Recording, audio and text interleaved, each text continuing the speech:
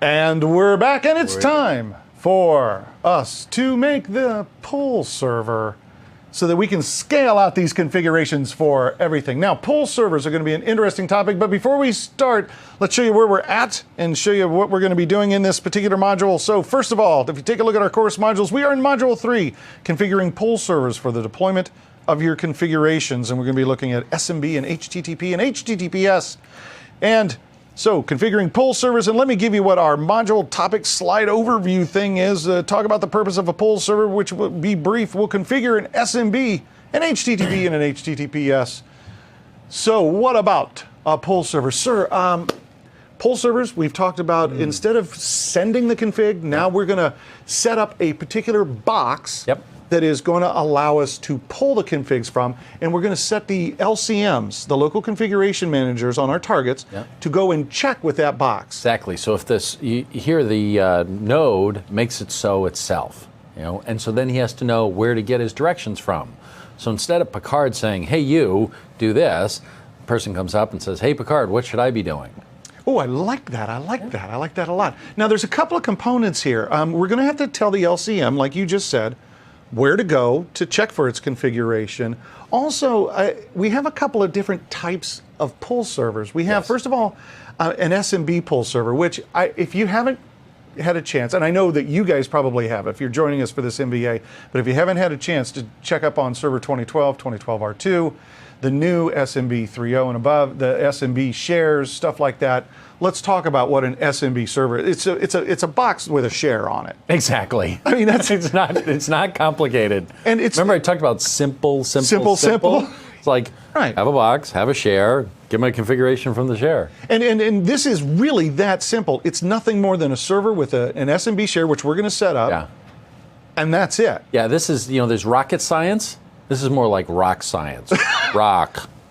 Okay, now that's a term I'm going to use a lot. Rocket science versus rock science. I like that. So we're going to start off with the SMB, but we also have another set of pull servers that we're going to use web servers. We're going to make a web server, and it's basically a website that we're going to be putting these configurations in. And what would you advise? I mean, when somebody thinks about do I set up a server with a share versus a web server for HTTP requests or HTTPS? Yeah, the point about the web server is it just gives you incredible flexibility, right? So concretely what happens is the agent, when it talks to the SMB, it just looks for a file, grabs it, uses it. Now, with the web server, what happens is it goes to a well-known website, or well, you configure it, you tell it which website to go to, and there it talks to a REST API. In fact, it's a particular type of REST API called an OData API.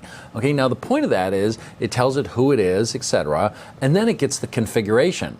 Now the point is we ship you a very, very, very, very simple inbox pull server, okay? But you can then replace that. Products can replace that. Everybody that we talked about today, anybody can go and replace that and implement their own version of that REST API. And you'll see what happens is you have to, when you go and you talk to the server, the REST API, and say, give me my configuration, you need to give an identifier. So there's a GUID. Okay, and so right now you'll see the mapping between that GUID and the configuration in the inbox thing is very, very simple. Crazy, dead simple. However, you could see a product being much more sophisticated about this. They might have gone and done an inventory pass of the machine and associated a bunch of inventory information with that GUID. So then when you send up and you say, please tell me what my configuration is, here's my GUID, you could have some very rich logic there that says, oh, let me see all the things that he has installed or what his configuration is or where he's located, etc. And now I'll dynamically craft a particular configuration for him. So that's the point, is that the pull server gives us an entree for products to do some very sophisticated processing. And I want to point something out to everybody. Mark what he says right now, because when you see us actually do the configurations in the next module, you're going to see a great opportunity of what he's talking about, of products being built on this that'll use this, that'll help us out with additional tool sets. Remember, this is a platform for people to build on. So you might look at something and go, and you're going to see something here in a little bit where you'll say, gee, is there a better way? No, there's something that can be built on that. And so we'll bring that up. Also with a pull server, it's really easy to load balance a web server. A web server, yes. Whereas an SMB server, well, it's not that hard, but it's definitely cheaper to you load balance web servers for the high availability stuff. Yep. Okay, well, here, take a look. And it addresses configurations, right? So you might want to have that pull server be in the cloud somewhere. That it, like a push server. The thing about a push server is I need to be able to talk to that machine. There are lots of environments where that's not the case, right? So imagine here, like something running in Azure can't reach out and touch this machine. Right. Okay? But this machine can reach out and touch something in Azure. Got it. So it's got a topology. I like that. Yeah. So take a look at my slide. Here's what we're going to do. Our first SMB pull server. We're going to set up the simplest one to configure is an SMB. We'll create and configure the SMB share, store them off, and we'll configure the LCM. Now, guys, we're not going to send a configuration yet in this module. We'll do that in the next. We just want to show you the different pull server configurations so you can kind of see them side by side. And before we get to that, can you go switch to my machine? Great. So remember, if you've downloaded the WMF and you've downloaded the packages, you're able to follow along with us with both the slides and the code.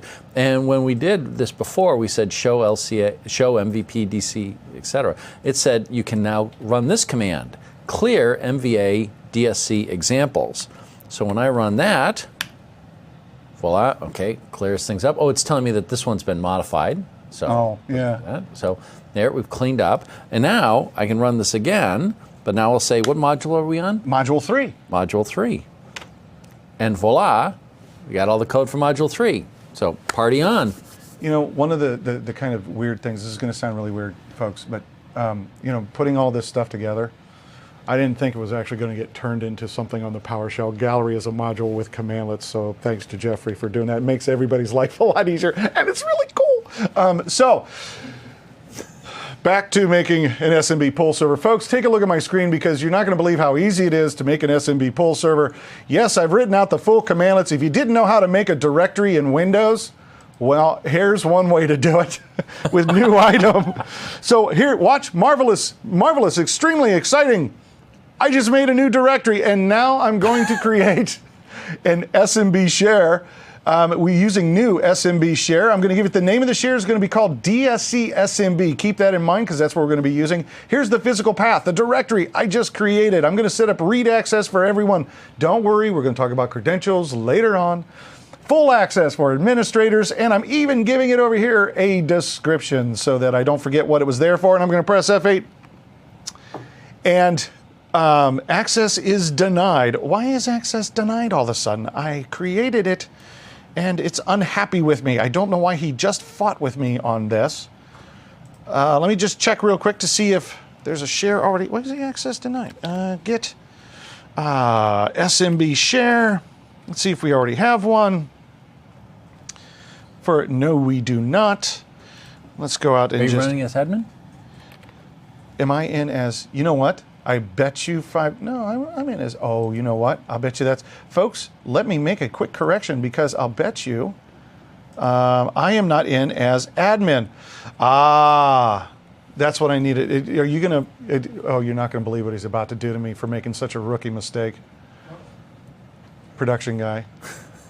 We got finger puppets for when Jason makes rookie mistakes. Log in as admin, Jason. So, ladies and gentlemen, let me try this again as an administrator. I have to have proper permissions in order to do this. So I'm going to go back to our example. And after being, of course, entirely embarrassed by my incompetence, let me just call this back up. And I did get the folder created, right? Okay, yeah. So let's see if we can create the share now this time. And voila, works much better when I'm in as administrator. Yes. So, the moral of the story is, and here's the thing, it kind of ruined a perfectly good ta-da moment because we just created an SMB pull server. That's right, a folder with an SMB share. That's all there is to it. Now let's start to put some stuff into it. Let's kind of take a look at it here. Now, as a matter of fact, that's all we're going to do right now. See, I got confused now that, the whole administrator thing. We've created the SMB. Now we're going to use that in the next module to put configurations in it. But that's all there is to it. Now we're actually, and let me bring the slide up, we're going to take a look at making a pull server, but we're going to do a pretty straightforward pull server. Go ahead and take a look at my slide. We're going to make an HTTP pull server, but we're going to need a resource module for this. And this gets us a chance to show you how to use some of those resources that you can either download from the resource kit or that you can use the find module and install module to use. As a matter of fact, we're going to show you that. But before we get to show everybody putting the resource on and making a pull server, making a pull server, when DSC first came out, this was something that, well, did I mention I was a web guy? Yeah. So, you know, there was all these instructions. You need to have a website, and it needs to be set up on these ports, and you need to have this, this, and this. And I'm like, oh, okay, I'm a web guy. I can make this. And I'm kind of going through it, and like, it's kind of confusing. Chewy. Yeah, very chewy. Yeah. You guys came out with a resource. I like the word chewy. You guys came out with a resource. This is one of the X resources. It's still experimental. It's called PS Desired State Configuration, right? And this resource will build the pull server for me. Pretty awesome. Using DSC. Yeah. So how cool is that? So we're about to show you how to make a pull server using DSC so that you don't have to know all of the ins and outs of IIS in order to do it. Pretty cool. Now I'm going to bring up my screen here. Why don't you help us figure out how to get this thing up, running, and installed, because we got to get this module in a place that we can use it. So let me flip over to my box, and here's the idea. First of all, just as a kind of a reminder, folks, I'm going to show you the resources I have. Get DSC resource. I only have the in-the-box resources with WMF version 5, the February release, and there's not many of them. One of the ones that we need is this new resource to use called XPS Desired State Configuration. Now, there's a couple ways to do this. I could go out and download the resource kit, but Jeffrey, you were showing us this find module. Yeah. So let's go ahead and run that.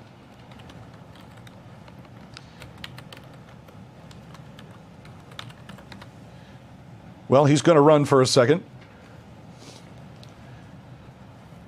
Internet. Ah, there it is. So in the PowerShell gallery, and if you're following along with us, here is that module. Now, to install that module from the gallery, all you have to do is, if you take a look here at my example, is install module. Now, where is this going to go? There's a new place for modules, right, Jeffrey? The new place that we have, and I want to show everybody graphically this kind of new place. We have a new place where you put modules.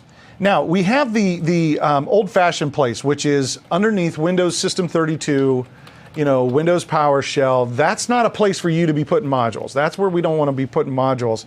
You can also put it under your users, your documents, and Windows PowerShell modules. But now there's a new place underneath Program Files, Windows PowerShell, Modules. And right now, I want you to notice that we've got the ones that Jeffrey brought down for us, and really nothing else. We'll talk about a little bit about the script analyzer, but really nothing else.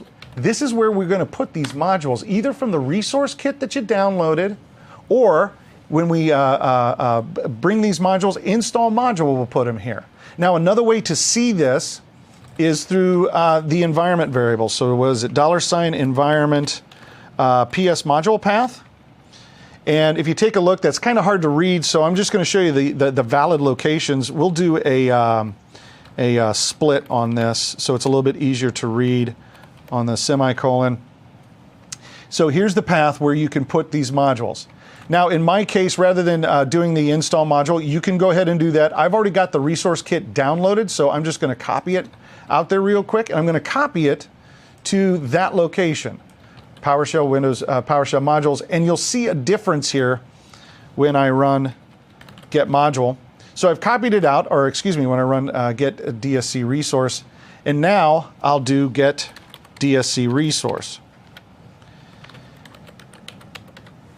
You'll see that we're going to get some new resources out here. Look at all of these additional resources, and one of them is called the DSC Web Service resource. Yes. This is the resource that we're going to use in a configuration, and this resource does a lot of things for us. It's going to install a service for us, right? The DSC, oh, I forget the name of it, but we'll see it in a second. And it has the configuration to help us build all this up. Also, if IIS isn't already installed, it'll get installed when this service actually runs. So we can take a look at that configuration real quick of building an HTTP pull server. So here's our configuration, and we have a new introduction into this configuration. Anytime we want to use a resource that we didn't come shipped in the box, we're going to have to import this. Yep. Now later we're going to talk about how we get resources out to other machines, the different ways that we can get resources out to different machines, which is really cool with a pull server. Yeah, my favorite. But here's one of the things that I think a lot of people, as soon as they start working with DSC, they download all the resources, they put them into the folder path to load the modules. Yep. They forget that they have to import these resources in order to be able to utilize them. In fact, the IntelliSense here will get all wonky on them, right? Yeah. So this is like we had before we had auto loading of modules. You had to import a module into your session before you could use it. Right. Basically, we're at that stage. So, and because today, the dynamic importation of module, great, but yeah, we're still at that stage where in script we have to put it. It's also great for documentation reasons to have it in there. So take a look here. This new line is import DSC resource. The module name is now the module that is available. You can see it that I have that module. Now I can start to use the resources in there. Now I'm starting off with, I'm going to send this to DC. This is going to be the machine that's going to be our pull server. I've got Windows feature. DSC service. This is the service that I need to install. Keep in mind, if you don't have IIS installed, this service has a prereq that will have IIS install it for you. So you really don't have to do much. Now, this is not required. This next Windows feature that I put in here, I like to have on a box that has a GUI desktop, especially if it has IIS, just in case I want to peruse and look at things. I like to have the management console on there. If this was a core box, of course, I wouldn't have even bothered with that. Here's the resource that we need that's the most important, and Jeffrey, I'm going to need your help here. So XDSC web service, I've given it a name. I'm going to call it, oops, don't move things around, Jason. PS DSC pull server. Yep. And here are, and again, you can hit control space to get the IntelliSense for this, but here are several of those properties. We're ensuring that it's present. We're going to give it an endpoint name. Now, this happens to be what we're going to be connecting to for the pull server. This is going to keep coming back to us, this endpoint name. Could I make it anything I wanted to? Yep. I like that. I make it anything I want. Now, I'm going to leave it that. We also have to give it a port for the website, because the default website running on port 80 is still going to be running. Yep. So we're giving it... You can, but what you have to do is when you configure the LCM, you just have to give it a corresponding name. Oh, make sure that they match. Yeah. Okay. Now, the physical path, this is kind of interesting. This is the physical path of where the pull server website is located, not necessarily where we're going to be putting configurations and stuff. So a lot of people may not know that in IIS we've got this default path of inetpub www-root, and we're going to have the pull server's website files there. We're not putting the configs there, though. Yep. And where we are is we're putting those into where you see module path and configuration path, specifically configuration path. This is under that new path, right? Program files, Windows, PowerShell, DSC service configuration is where we're going to end up putting our configurations. Now, this can be changed, obviously. We can set it to whatever we want. Now, this one right here, certificate thumbprint, we're going to be using HTTPS, so we're going to allow unencrypted traffic. Is this a good idea for us to have HTTP pull servers that we're doing everything unencrypted? No. Okay, that's... Thanks. No. So let me ask you a question. When this first came out, there was kind of a lot of things going on that said, look, I'm going to set up an HTTP pull server. It's not that big of a deal. All you're doing is getting configuration information across the wire. That's just it. So why is this a big deal with the configuration information? Well, because configuration information can have secrets. You're telling people about your topology. You're telling them about what's installed. You want to protect that stuff. You want to treat that stuff seriously. So we're setting up an HTTP pull server. I mean, it's fine for a lab where it doesn't matter. Okay. That's really what the point of that is. Setting all that stuff up for a lab can be a bit onerous. So often you just want to go try things out. The heck, it doesn't really matter. I'm going to throw this, this VM away. So I don't really care if anybody can see what its configuration is. Right. The password I'm using is pass@word1. So, it's sort of like an industry standard lab password. So that doesn't really matter. But when you're doing it with your real systems, you do want to be you want to treat security very seriously. I think I heard you say once that the worst security is the security not applied. Exactly. And so here's the point. We're going to do this pull server. This again is great for a testing environment, but when you move to production, you're going to want the HTTPS version that we're going to show you next. But this has a lot of great information and a lot of great easy ways for you to test it because you don't need certificates for this one. So a couple of other things, and we're going to have the state as started when it's done with the pull server. Keep in mind, this is the default configuration that came up for this. I haven't had to actually do anything. Now there's another section down here called the compliance server that we're going to talk about in a little bit. This can give us some reporting information and node information, things about what's going on in the environment, right? Yeah, compliance server is a bad name. Reporting server is a better name. I meant to ask you about that because compliance means it sounds like this is for compliance. And in a way it is, but you're right that it licks too big of a cookie. Okay, got it. Reporting server would definitely be very good. So. And it creates another site on a different port for that, and we'll talk more about that compliance server. So as you can see, the config has been built for me.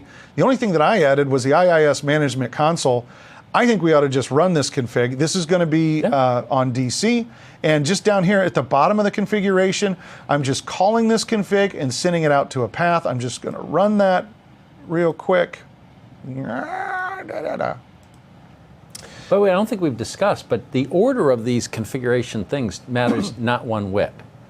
You know, you could have moved them around, the resources, doesn't matter. I think that's a great point to bring up because right now we could put them in. Well, do we have to do, the thing that's going to make the web server before I do this and before I do this? You can put them in any order you want, but when there is a time when it does matter, we have a way of controlling that, right? Exactly. Okay. So we've got the configuration at this point. I'm going to go and we're going to push that configuration that's in that path out to the domain controller, verbose and wait, so it'll set everything up for us. Again, I haven't really worked that hard. We simply brought in the X resource for this, imported the module, we got the configuration, and it will execute. If you're looking at the verbose output down here, you can see that he started the installation to get it set up. And I'm going to show you a way to test this to make sure that it worked. You can see if you're looking at the verbose output, it's testing for IIS console, didn't find it, so it had to set it.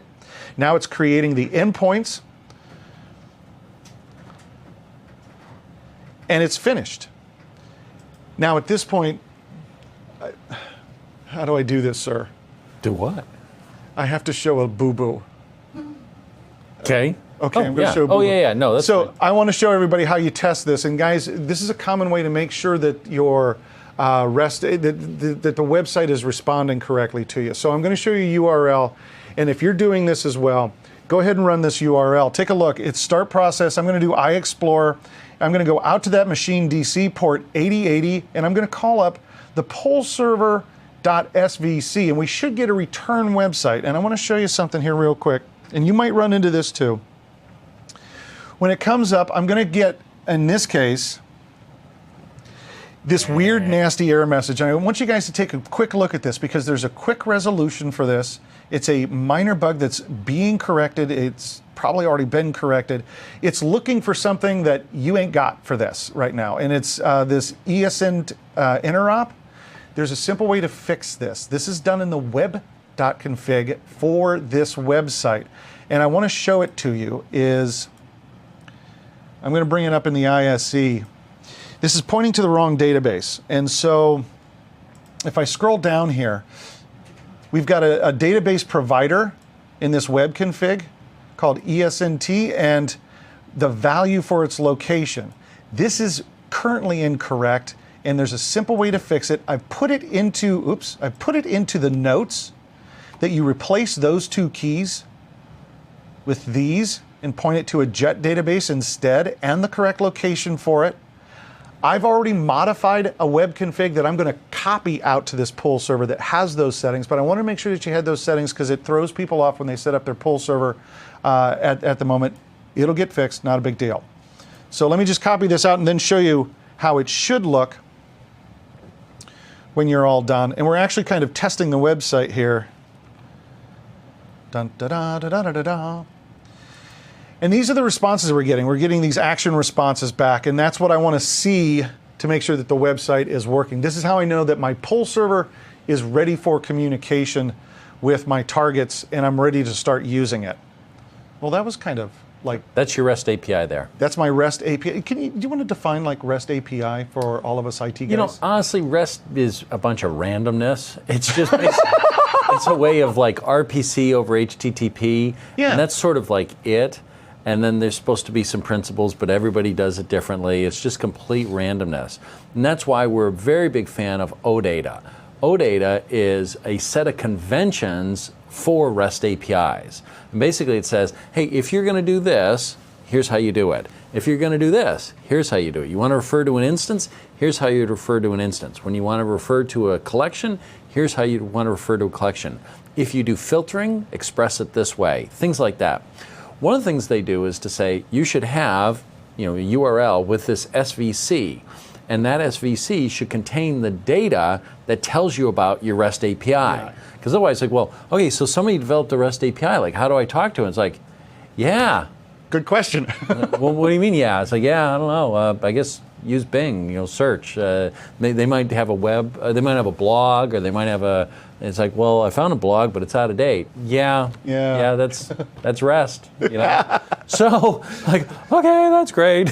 But OData gives you all the benefits of REST. REST, RPC over HTTP, is very fast, very light, but there's a whole bunch of unaddressed issues. OData addresses those issues. And by the way, it's why in this version of PowerShell, there's a commandlet. What do we call it? I don't remember what we call it.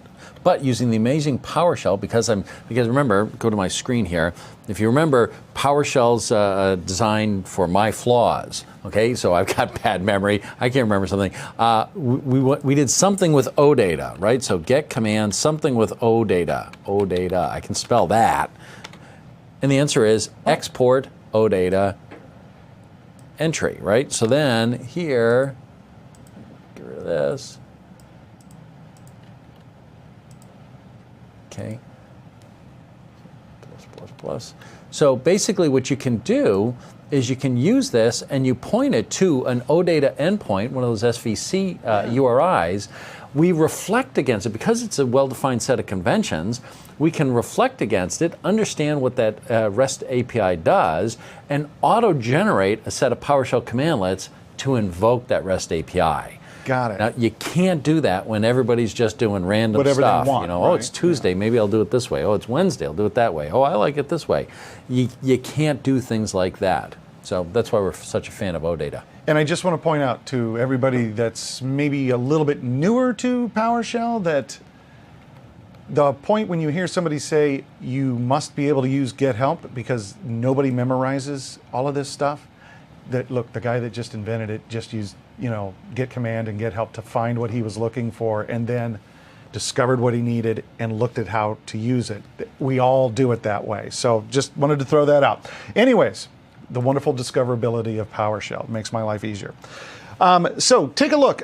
We've got our pull server is now set up and it's working correctly. We just tested it to make our life good, and at this point, he's ready to go. I want to just kind of cap that he's running on the machine in this environment called DC, which is the domain controller. Now, the next thing that we want to do, and I'm the production guys are going to yell at me if I don't. Oh, I brought up that one. Or if I don't bring up my slide, is now let's talk about doing a secured one. So we're going to configure a secured one. This is going to be the proper way to do it in production. We don't want stuff getting passed over the wire. But this requires a little bit more stuff. Now, we're going to have to put up some certificates and send out certificates for everybody. Yep. Now, here's one of the things, and I'm really interested in your thoughts on this, but you need to have a PKI environment. So I know there's a lot of companies that are still struggling with this idea of having their own PKI environment. Your Active Directory Certificate Services is ready to go. So you can have your own PKI environment and generate certificates. Tell me what PKI is. Public Key Infrastructure. Did I get it? You got it. I couldn't sign in as admin, but I could remember the TLA. So public key infrastructure. So this is what we're going to use for our certificates. Now, there's a couple of times you're going to see us use certificates in here. I have a certificate server set up, so generating the certificates is pretty straightforward. You will see demonstrations where you can use make cert and generate the certificates for this. And that's fine for a test environment, but I actually used a PKI environment to set up the certs for this. So that's what we're going to do. Now, for our HTTPS pull server, we have the same requirements. We're going to need to import that module, the XPS desired state configuration module. Again, we're going to need to change our configuration slightly to have the thumbprint of the certificate that we're going to be using, and then we'll be able to set up the pull server. So we'll take them through the code for all of that. Boys and girls, here we go. It's worth walking through what an HTTPS server gives them. I mean, what? HTTPS, I get an S. I got an S. That S gives well, that's what I was going to say. It gave it an S. Yeah, so this is going to be SSL, right? Everything's going to be secured and encrypted. Yeah. So this way, if you have your private data, right? When I send up, when you talk to the server, you're sending it some information about who you are.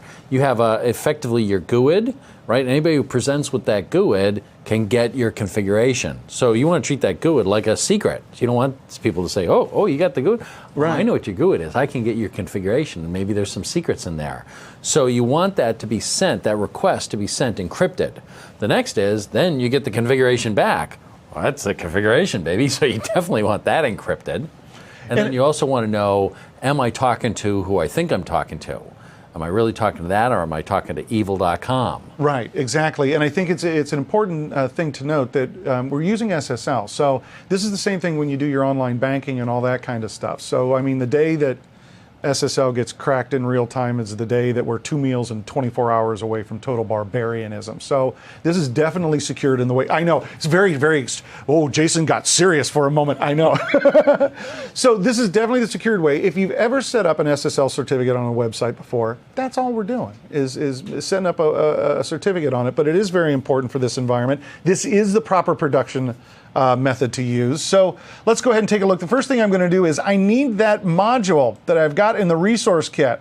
I need it on the box that's going to be the new pull server, because he's going to run that configuration. And this, I want to stop right here because this is the first time we've had this concept. Yeah. This is a tricky concept. I've got modules that aren't in the box. Yeah. That means, what we mean by not in the box in this case is everybody ain't got them. I downloaded them one way or another. I have them. From the gallery. And I'm going to send a configuration that uses these new modules to a box that ain't got them. Right. What's going to happen?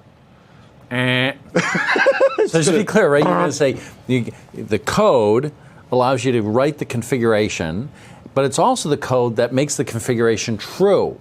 So you loaded the code on your authoring box, so you're able to author the document. Then you go and say, now I want to send that document to that machine. You're going to send it to that machine, and it's going to go and try and find the code to make it so. And it's not going to be there. Either.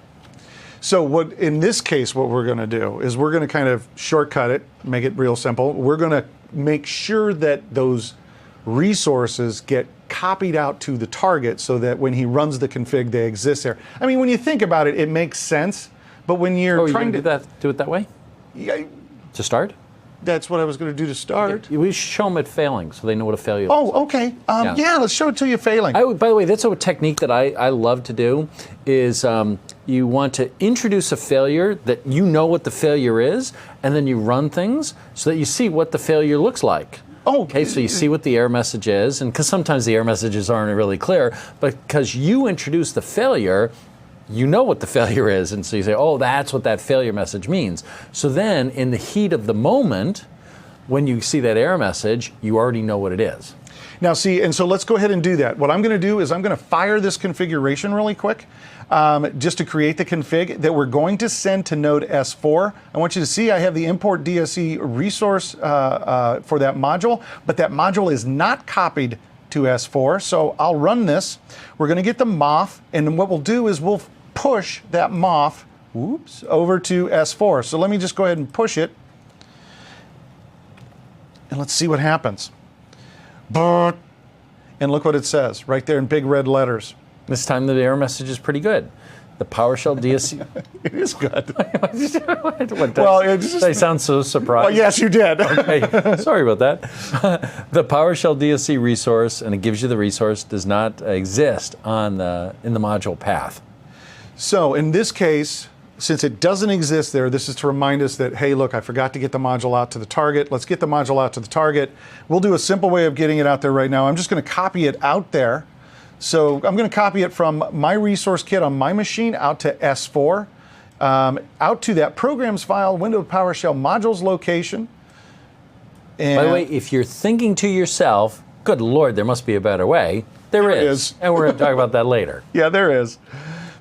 We'll keep it simple for right now.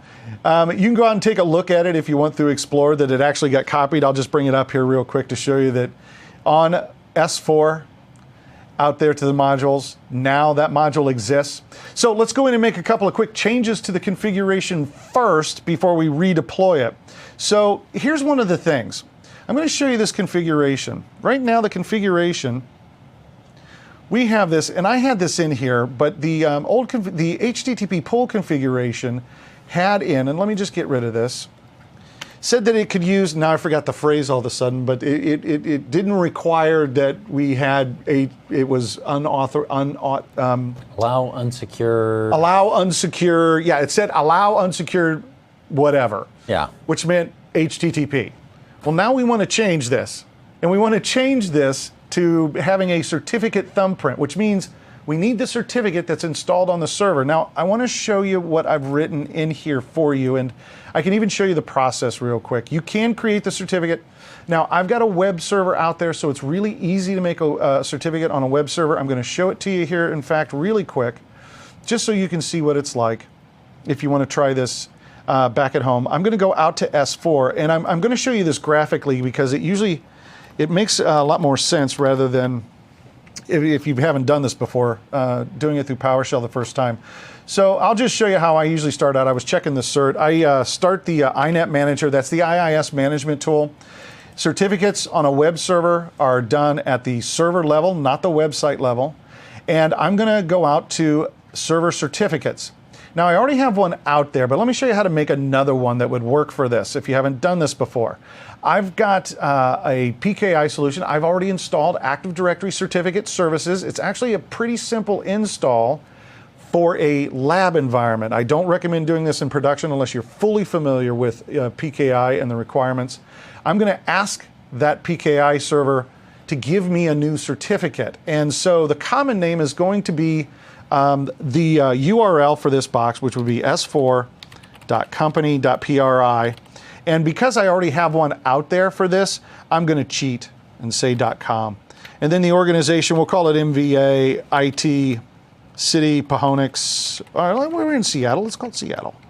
We're in Redmond. We're in Redmond. Upgrade. What's the matter with me? There we go. NWA. Beautiful downtown Redmond, by the way. Beautiful downtown Redmond, by the way. I get too many extra characters in there. I'm going to hit next.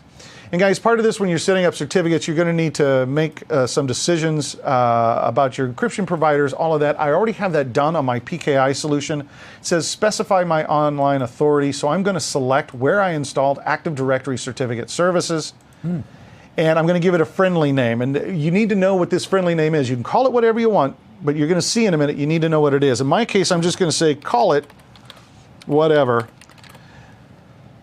And I'll say finish. And it'll give me a certificate. Now, here's what we need. The certificate is now on this box. We don't need to do anything else with it. Production guy, I'm over here swinging my arms and you're ignoring me.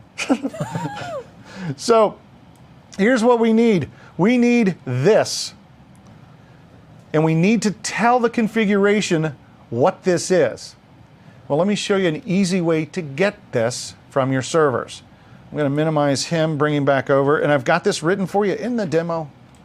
Take a look. I want that thumbprint. So I'm going to invoke command from S4 and take a look at the command that I have here. I'm doing get child item. I'm going into the certificate provider, local machine my. That's where the certificate will be. And I'm going to do where on whatever that friendly name is. Now, the one I created earlier for my test was called PSDSC Pull Server Certificate. And what I want is the property thumbprint. So notice I'm doing a select object, expand property thumbprint. So let's invoke that and see what that thumbprint is. It's not giving me my thumbprint, so I don't know why he's not giving me my thumbprint, but we'll go over and you did whatever, friendly name, whatever, blah, blah, blah. Oh, I could do that one, yeah. Let me just do it as a like real quick so I don't have to type so much, and we'll put it, did I say call it? Yeah, I said call it, whatever. Just do a format. Just get them all. Oh. Just show them all. Let's just do it, get them all. Why didn't I think of that?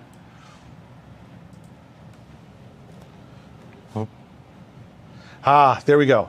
So I'm going to take the thumbprint, and I'm just going to copy this thumbprint. This is what I need in my configuration. What's that? Should I get the right one? This is the one I pre-set up, but I could use the other one to call it whatever. No. Just, I was going to say, you might want to show the friendly name as well, but. Oh, I see what you're saying. So, okay, yeah, let's do that. Because you selected the thumbprint, but if you just said, no, just show me them all, then you can still cut and paste the thumbprint, but you get this. Yeah, so we probably want to show the friendly name, so we could do that. We could add friendly name in here. What's it, just to make sure? Otherwise, things could go pear-shaped. Dash property, let's see, is it friendly name? It should be friendly name, right? FR star. FR friend. Star. Ah! Star. Yeah. Wildcard is your friend, man. Don't waste your time. I know, I'm wasting my time. What's the matter with me? Friendly, I before E, except after C. Okay, it did give me the friendly name. For some reason, I'm having a heck of a time. Let me scroll over. No, it didn't give me the friendly name. Well, I think it's the first one. Yeah, I think it's the first one. So thank you, sir. So I'm going to copy this, and let's go back to our configuration over here. Again, I'm using the configuration that's already set up for me. The only thing I'm going to do is I'm going to paste in. Well, that worked out like a plan. Let's try that again. Control C. Control V. There we go. A lot of people fail to realize how complex Control V and C can be. Okay.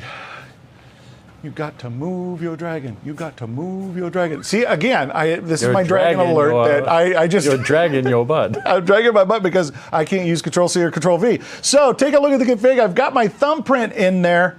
That's what I needed. Again, we're going to run this again. Dun, da, da, da, da, da, da, and we're going to send this configuration out. So start configuration. And remember the last time we had a failure because we didn't have that module on there. Whoops. Oh, I have a pending configuration. What a great opportunity. Talk about pending configurations. Talk about pending configurations. Now later we're going to get more into it, but I sent a configuration that failed. I've got a pending configuration. Yep. I don't want it there anymore. Yeah. Oh. This used to not be easy to deal with. You would have to go out to the special directory, which we will show you the special directory later. But I never do this. Oh, what do? I just say -force. We should explain the issue. Yes. Okay, so we pushed a configuration to that machine and made it so. Now, on a regular schedule, it will go and validate, is it still so, and do that. Now, if while it's doing that, you try and push another configuration there, it'll say, hey, dude, I'm in the middle of something. Like, what do you want me to do? And if you want, you just like stop and wait and try it again later.